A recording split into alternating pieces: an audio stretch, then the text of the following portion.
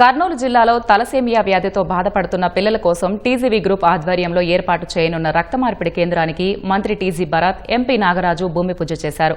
20 పడకలతో ఏర్పాటు చేస్తున్న రక్త మార్పిడి కేంద్రానికి తమ సంస్థ తరపున ₹1 కోటి అందిస్తున్నట్లు మంత్రి తెలిపారు. ఎన్నో మంచి కార్యక్రమాలు చేస్తున్న కూటమి ప్రభుత్వాన్ని ఆదరించాలన్న ఎంపీ నాగరాజు వైసీపీ కుట్రలను గమనించాలని సూచించారు. తలసీమ centre will be one of the best అని నాకు అనిపిస్తుంది.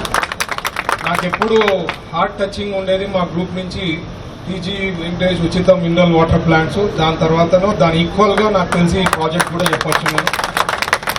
ఎందుకంటే ఇప్పుడే గోవింద్ రెడ్డి గారు కానీ డాక్టర్స్ కానీ వివరణ ఇచ్చేదాన్ని బట్టి చూస్తే బ్లడ్ ట్రాన్స్ఫ్యూషన్ అనేది ఎవ్రీ 2 weeks ఆర్ 4 weeksకి కావాల్సి వస్తుంది. ఇప్పుడుండే రెడ్ క్రాస్ దాంట్లో ఓన్లీ 3 to 4 బెడ్స్ ఉండడం జరిగింది.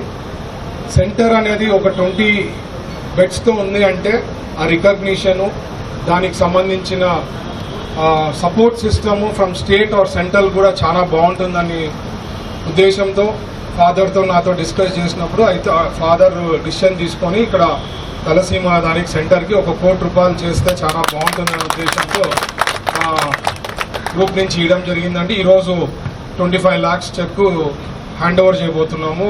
తలసేమియా కేర్ సెంటర్ అనేది మన స్టేట్ లో ఎక్కడ లేదమ్మా.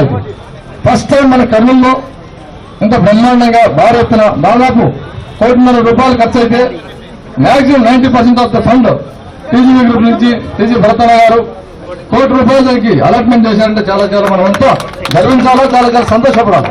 మీరందరూ ప్రజలు, కర్నూలు పట్టణ ప్రజలంతా ఆలోచించాలా సోదరులారంతా.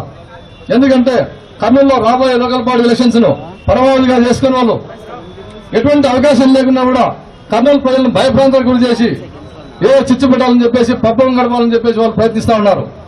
రాబోయే లోకల్ బాడీ ఎలక్షన్స్ లో కార్పొరేటర్లను మీరంతా ఏకగ్రీవం చేయాలని చెప్పేసి ఆ 2 చేతులు జోడించి అడుగుతా ఉన్నాను.